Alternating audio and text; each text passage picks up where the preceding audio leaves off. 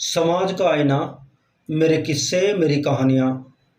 मैं मुकेश आर्य एक विचार के तहत आज लेकर आया हूँ आपके लिए एक ज्वलंत किस्सा, जिसका शीर्षक है माफ़ीनामा। क्या बात है अंकित, क्या हुआ? तुम रो क्यों रहे हो बेटा? यह तुम्हारे गालों पर उंगलियों के निशान कैसे हैं? तुमको किसने मारा? बोलो बेटा, किसकी हिम्मत हो गई मेरे बेटे पर हाथ उठाने की? क्या किसी टीचर ने मारा है तुम्हें, या अपने साथियों के साथ लड़कर आए हो? बताओ बेटा, तुम्हारी यह हालत किसने की? अंकित की मां ने अंकित को बाहों में भरते हुए पूछा, बता मेरे बच्चे, किसने मारा है तुझे? मेरी यह हालत चौहान सर ने की है माँ।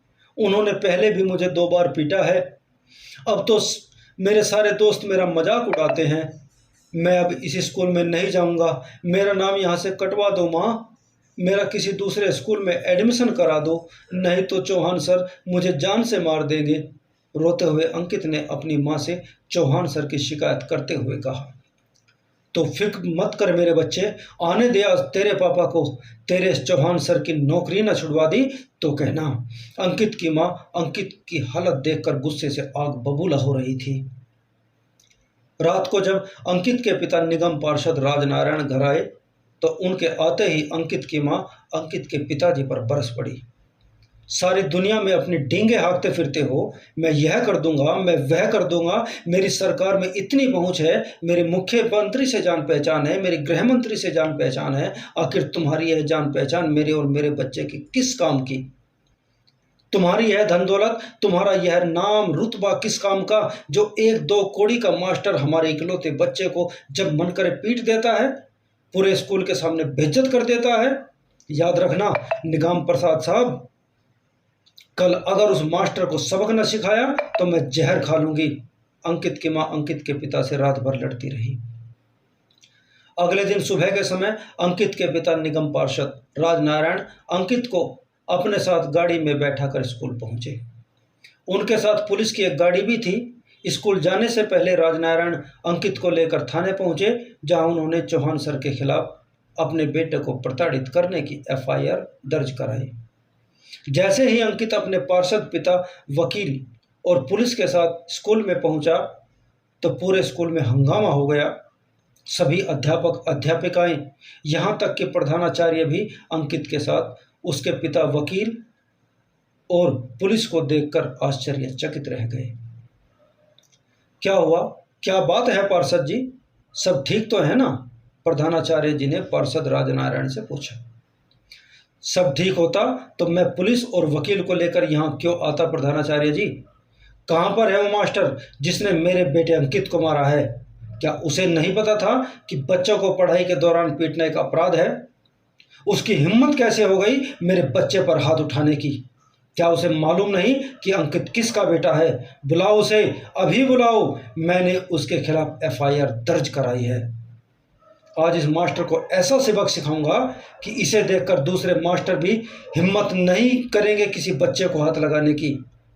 प्रधानाचार्य जी ने पार्षद जी को जैसे तैसे शांत किया और अपने कार्यालय में लेकर गए, जहां पर सभी अध्यापक बुला लिए गए। चौहान सर को भी बुलाया गया।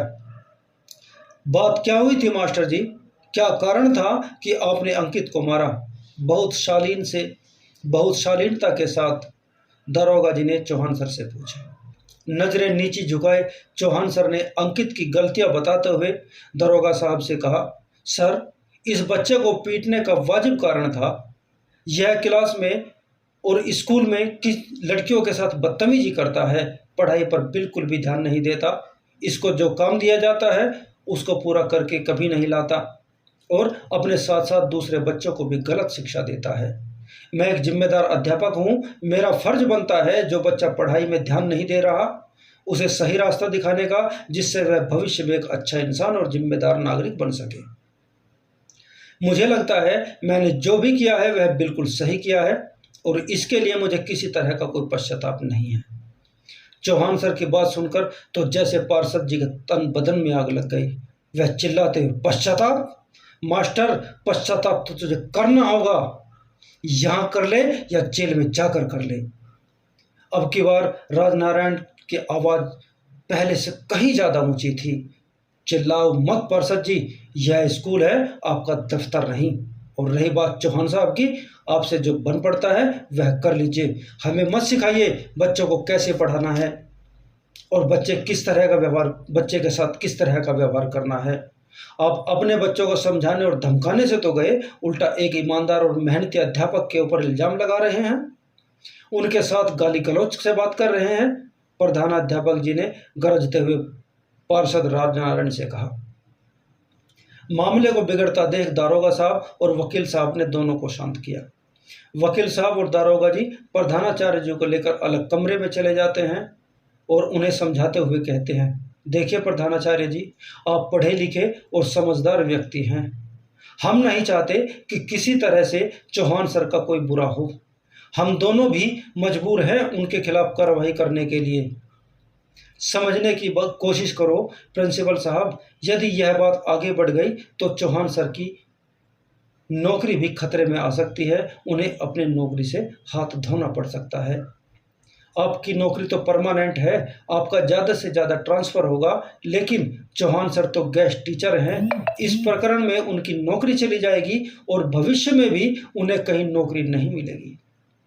अब सोच समझकर फैसला कीजिए, क्योंकि आपके एक फैसले पर चौहान सर का भविष्य टिका हुआ है। हम इस मामले को यहीं पर दबा देंगे, आप बस इतना सा कर दीजिए। देखिए प्रिंसिपल साहब, यह ठीक तो नहीं है, लेकिन इस समस्या का हल बस यही है कि आप चौहान सर से कहें कि वह अंकित से माफ़ी मांग लें। दरोगा साहब और वकील साहब ने आग्रह करते हुए प्रधानाचार्य जी से कहा। वकील साहब बोले, प्रिंसिपल साहब, हम कानूनन चौहान साहब की कोई मदद नहीं कर सकते, लेकिन यदि आप उनसे अंकित को सॉरी बोलने के लिए कहें तो हम इस मामले को यहीं पर निपटारा करा देंगे। दारोगा साहब बोले, और इसी में चौहान सर की भलाई भी है। प्रिंसिपल साहब, आप अनुभवशील व्यक्ति हैं, आप समझ सकते हैं यदि चौहान सर के ऊपर कोई प्रश्न चिन्ह लगाकर उनकी नौकरी जाती है तो वह भविष्य में कहीं भी अध्यापक की नौकरी नहीं कर पाएंगे। वकील और दरोगा की बात सुनकर प्रधानाचार्य जी का मन कुछ शांत हुआ और उन्होंने सभी अध्यापकों की एक मीटिंग बुलाई और यह बात अपने स्टाफ के सामने रखी। पूरा स्टाफ इस बात के खिलाफ था कि चौहान सर अंकित से माफ़ी मांगे। सभी ने एक स्वर में कह दिया कि चाहे जो भी हो, चौहान सर अंकित से माफ़ी नहीं मांगेंगे, क्योंकि उन्होंने कोई जुर्म नहीं किया। जो एक अध्यापक का कर्तव्य होता है, उन्होंने अपने कर्तव्य को बखूबी निभाया है।